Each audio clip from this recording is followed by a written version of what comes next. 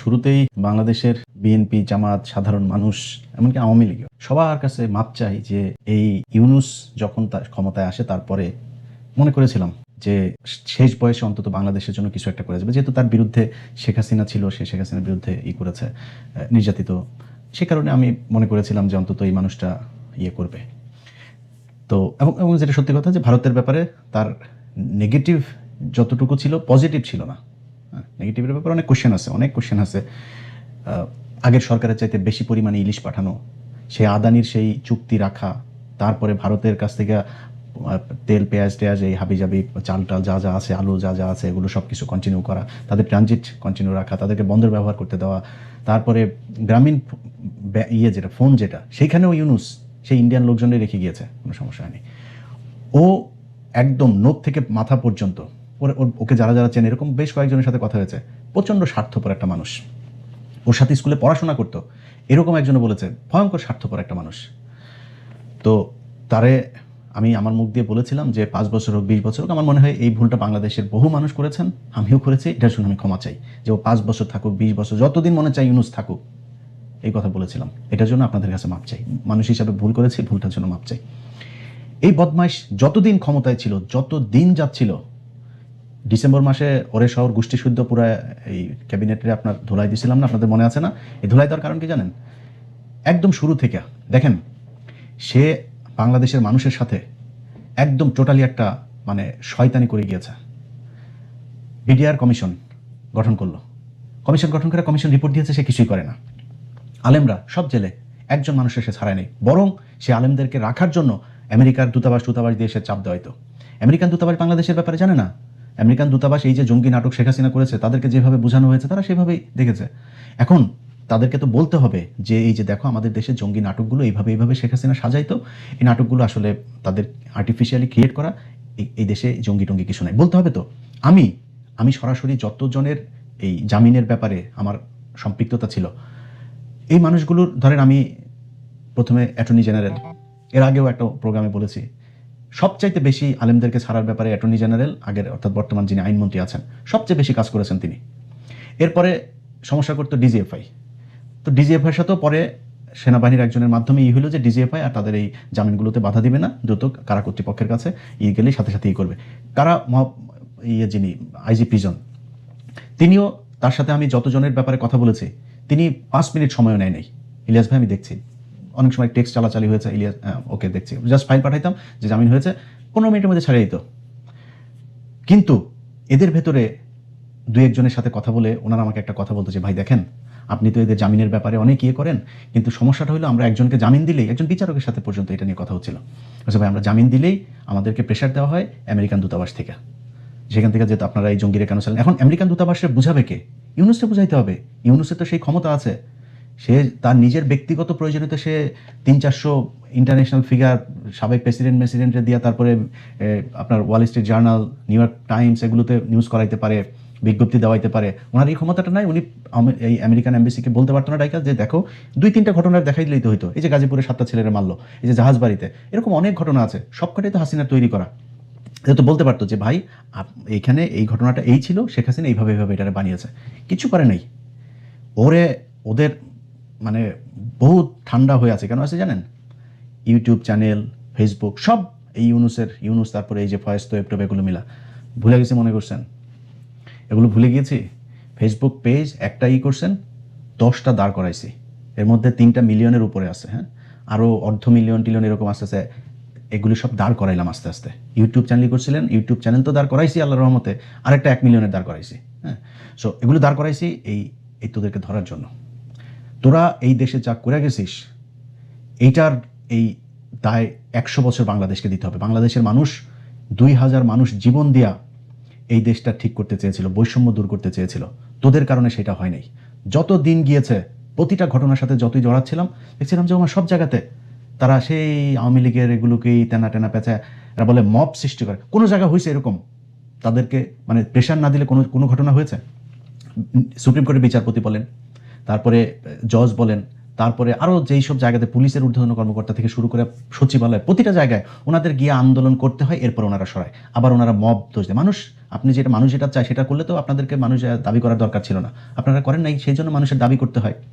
এইভাবে চলেছে এবং যত দিন যাচ্ছিল দেখছিলাম যে না, এ তো কোনো কিছুই করে না। সে 1.5টা বছরে তার নামে ট্রাভেল এজেন্সি পর্যন্ত নিয়েছে, তার পরিবারের লোকেদের নামে, বিশ্ববিদ্যালয় থেকে শুরু করে সব কিছু তিনি নিয়েছেন, খালি জুলাই সনদটা তিনি বাস্তবায়ন করতে পারেন। এখন সব দোষ বিএনপি। আর একটা বিএনপি একটা রাজনৈতিক দল, বিএনপির জুলাই সনদ করে তারপরে বলবে যে 10 বছরের বেশি প্রধানমন্ত্রী থাকতে পারবে, এটা বিএনপি করবে? নিজের গলায় কেউ কুড়াল মারে? এটা হয় কখনো? তারা করেনি। তুই করিস না কেন? তোরে সেই ম্যান্ডেট দেওয়া হয়েছিল, তো তুই চাইলে পরের দিন গণভোট করতে পারতি, গণভোট করে তুই চুপ করে সরাইতে পারতি, তোরা চুপ করে সরাইস নাই। এখন বিএনপি সরাবে কেন? তোরা তো এটা কন্টিনিউ করে গেছিস 1.5 বছর। তোদের চাইতে বরং আমরা তো বিএনপির নিয়ে অনেক সমালোচনা করি না, তোদের চাইতে বিএনপি অনেক বেশি করেছে। তোরা আওয়ামী লীগের কার্যক্রম নিষিদ্ধ করে গেছিস, সেইটাও চাপে পড়ে। ছাত্রলীগকে নিষিদ্ধ করতে হবে, সেইটাও চাপে পড়ে। মাহমুদুর রহমান ভাই গেল, গিয়া চাপ দিল, চাপ দেওয়ার পরে তারপরে তুই আলটিমেটাম দেওয়ার পরে তোরা আগে করতে পারিস নাই? করে নাই। বিএনপি এসে আওয়ামী লীগের কার্যক্রম নিষিদ্ধ এটা আইনে পরিণত করলো, তোরা করতে পারিস নাই? করিস নাই কেন? জুলাই সনদ তোরা করে যাস নাই? 1.5 বছর লাগে জুলাই সনদ বাস্তবায়ন করতে, তোরা করিস নাই? তোদেরকে না করছে কেউ? তোরা সংবিধানও করতে পারতি, তোরা সবই করতে পারতি, কিচ্ছু না। ওরা আইসা লুটপাট করে 3-4টা ছিল, কারোর কিছু বলেন। আরে ভাই, এত অভিযোগ, আমরা এত বলাবলি করি, এত জায়গা থেকে এত তথ্য প্রমাণ যায়, তারা সরায় না। একটা উপদেষ্টারে পর্যন্ত তারা সরাইল না। এত অভিযোগ এক একজনের বিরুদ্ধে, অভিযোগ প্রমাণিতও হয়, মাপও চায়। উপদেষ্টা নিজে মাপ চেয়েছে, হয়েছে না এরকম? নিজে মাপ চেয়েছে, আমার এটা ভুল হয়েছে, আমি এটা করা ঠিক হয়নি, তারপরে তার বিরুদ্ধে কোনো অ্যাকশন নাই। একদম ইউনুস বেছে বেছে বেছে বেছে তারপরে তার এনজিওগ্রাম সরকারের মধ্যে নিজের লোকজনকে নিয়েছে, তোমরা বাবা সবাই মিলেমিশে খাও, আমিও লুটপাট করে খাও, তোমরা আমার কিছু বলো না, আমি তোমাদের কিছু বলবো না। এইভাবে দেশটা চলেছে। আজকে এই ইউনুসের পররাষ্ট্র উপদেষ্টা তৌহিদ গতকালকে একটা কথা বলেছে, সে আমেরিকার সাথে চুক্তি হয়েছে, সে নাকি জানেই না। বিষয়টা এরকম হয়ে গেল, তৌহিদের বউ রাতে গ্রামে গিয়েছে, গ্রামে তো বাইরে বাথরুম থাকে না, রাতের বেলায় হাগু চেপেছে, নাই মুতু চেপেছে, হাগু মুতু করতে বাইরে গিয়েছিল, বদনাটা লোডাটা নিয়ে, আমাদের গ্রামের ভাষায় লোডা বলে, তো লোডা নিয়ে গিয়েছিল, যাওয়ার পরে কেউ একজন প্রোডাকশন দিয়ে দিয়েছে বাথরুমের মধ্যে ধরে, এরপর এসে দেখা যায় তৌহিদের বউয়ের পেটে বাচ্চা, তৌহিদ জানে না। বিষয়টা এরকম। তুই পররাষ্ট্র মন্ত্রী, তো পররাষ্ট্র মন্ত্রী উপদেষ্টা হইয়া তুই জানিস না এক দেশের সাথে হয়েছে। আরেকটা আছে জাউরা, আসিফ নজরুল, ও কদিন আগে একটা বলেছে না, সে কিছু জানে, সে বিচারকদের ব্যাপারে কিছু জানে, সে একজনের জামিনের ব্যাপারেও কিছুই জানে, তাকে নাকি তারা এখন কিছুই জানে না, তারা খালি নিজেদের নিচে দিয়ে খালি জিনিসপত্র ঢুকানোটা বুঝছে, এই ছাড়া কিছু জানে না। 4-5টা ছিল, এই যে রেজওয়ানা, এই আসিফ নজরুল, তৌহিদ, আর কয়েকটা মিলা ইউনুস মিনুস, এদের কয়েকটা বান্ধবী টান্ধবী মিলা দেশটারে লুটপাট করে দিয়ে গিয়েছে। এই জন্য মানুষ জীবন দিয়েছিল। এই যে সুযোগ এই বাংলাদেশের ইতিহাসে আজ পর্যন্ত, এক শেখ মুজিব ছিল, শেখ মুজিবের মানুষ এই সুযোগটা দিয়েছিল, ওই জাউরামি করে দিয়ে ধ্বংস করে দিয়ে গেছে, আর সেকেন্ডটা তোরা পাইছে। এর মাঝখানে আর এত সুযোগ, এত ক্ষমতা কোনো সরকারের হাতে আসে নাই, কোনো রাজনৈতিক দল কথাই বলতে পারে নাই। তার কারণে তোদের চাইতে 111 সরকার বহুত ভালো ছিল, কিচ্ছু করে দেওয়া জানে। আজকে সে বলে সে চুক্তির ব্যাপারে কিছুই জানে না। আমেরিকার সাথে যে চুক্তি, আমি আমেরিকায় আসি, বাংলাদেশের স্বার্থের বিরুদ্ধে যদি আমেরিকার ইয়েতে যদি কোনো চুক্তি, আমি সেটার বিরুদ্ধে যাব, 100% যাব, কিন্তু তুই জানিস না কি চুক্তি হয়েছে, তুই জানিস না, এইটা কেমনে হইতে পারে? এই জাউরা হইল সবচাইতে বড় জাউরা। এই জাউরাটা সব কয়টা দূতাবাসে আওয়ামী লীগের লোকজনকে টিকায় রাখছে। এই জাউরা, এই যে মুশফিক ফজল আনসারি ছিল না, মেক্সিকোর রাষ্ট্রদূত, মুশফিক ফজল আনসারি ভাই এই ইউএনএ একটা পোস্টিং হচ্ছিল ওনার, এটাতে এই তৌহিদ, এই পররাষ্ট্র উপদেষ্টা, সে এটা হইতে দেয় নাই, সে মুশফিক ভাই এটা হইতে দেয় নাই। এটা মুশফিকের মুতের সমান হয়েছিস তুই। মুশফিক এই দেশের জন্য এই গেল 15 বছর, তার পরিবার, তার বৃদ্ধ বাবা মা, তাদের উপরে যে টর্চার হয়েছে তুই জানিস এগুলি? তুই মুশফিকের পিছনে লাগে তারপরে তার ক্ষতি করিস, আর আওয়ামী লীগের লোকজনের ভালো ভালো ভালো ভালো জায়গায় সব পোস্টিং দিয়ে তারপরে বসায় রাখছে। এটা করে গিয়েছে তৌহিদ। এ হলো নিখাদ এই ইন্ডিয়ান মাল, নিখাদ ইন্ডিয়ান মাল। এটা সে এখন বলে কি, ধরেন সে তারে বাদ দিয়া বাইপাস করে তারপরে ইউনুস করছে, এক বক্তব্যের মধ্যে বলেছে, এইখানকার যে সাক্ষাৎকার, আওয়ামী লীগ 5 বছর পরে আসতে পারে, ওই সামনে নির্বাচনে অংশ নিতে পারে। তুই আওয়ামী লীগের কিছু করে গেছিস? আওয়ামী লীগ ইয়েতে আসবে না, নির্বাচনে আসবে না, তুই করছিস কিছু? কিছু যদি করে থাকে তাহলে এখন বিএনপি করবে, জামাত করবে, তারা করবে, তুই কিছু করে গেছিস?